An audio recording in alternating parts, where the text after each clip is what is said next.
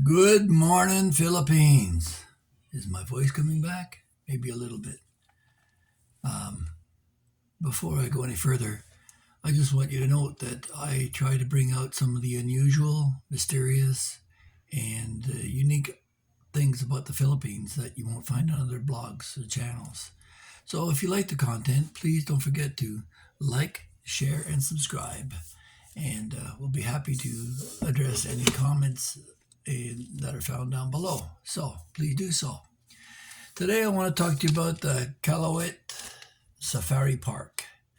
Now, a lot of foreigners have heard about Boracay and Sargao and, surfing and sand and all the rest of it. But amongst Filipinos, the Calauit Safari Park is kind of unique.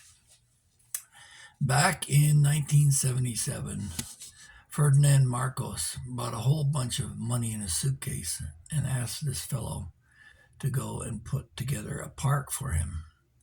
They found this island in the tip of Coron in the Palawan, and they decided they were going to make this into a park.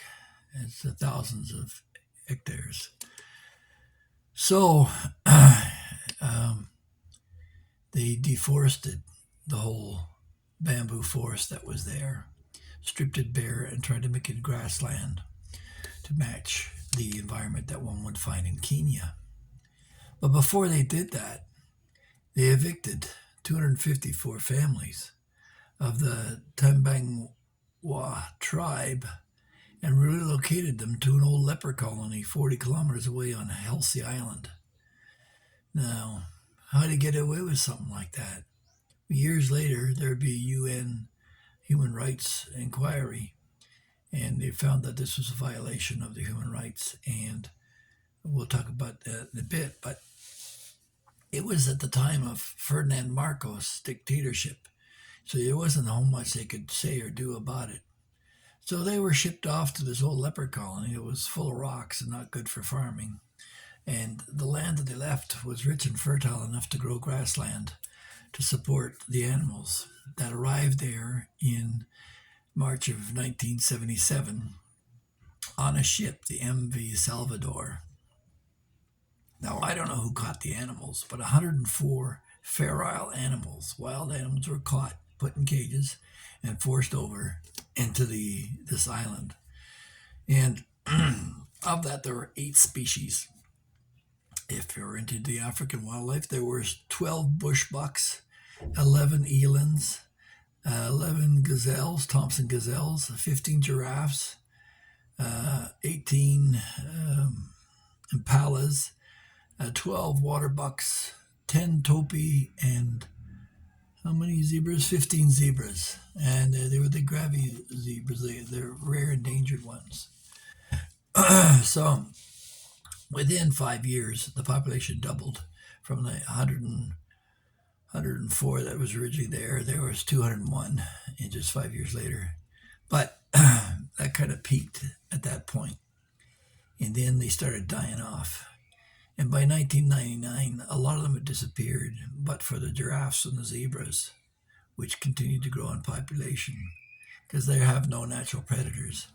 But the bush bucks, the Thompson gazelles, the impalas, and the topi all disappeared by around 1999, leaving only the elands, which would be there last sighted in 2016 and also presumed extinct, and the water bucks a year later. So in 2010, the 50,000 hectares of land, as well as some territorial waters, was returned back to the native people who had been evicted, so they got to go home. But then, shortly thereafter, the poaching seemed to have increased, and in 2016, there were some poachers that were caught with dynamite and guns, and so since 1980, other animals, other endemic animals that are in the endangered species list have been promoted to grow there. The Calamanian deer, which there was only 25 at the time that they introduced them are now ranking about 1,300. And the Palawan bearded pig, there was 4 of them that were introduced, but there appears to all have been gone now. There were 5 crocodiles on the island, freshwater crocodiles. One of them died, but some eggs were laid, and there's some baby crocodiles that are being brought up in a nursery there. There's 3 porcupines, Philippine porcupines, and the bear cat, otherwise known as the binturong. There's 1 left. So, and then the other thing too was the deer mouse. There's about 220 of them now, and they were on the endangered species list as well. So, from an ecological disaster of stripping the bamboo forest bare to offering some recovery from some of the local animals, the politics, human rights, and exploitations of this island have been remarkable. It was once referred to as Bong Bong's Safari Park, but now it's the Calauit Safari Park, and is very popular amongst Filipinos, where you can still see giraffes and zebras roaming around like they would in the Kenyan landscape. So, again, if you feel you liked this video and would like to hear more, please don't forget to like, share, and subscribe, and we'll see you in the next one. Have a great day. Bye.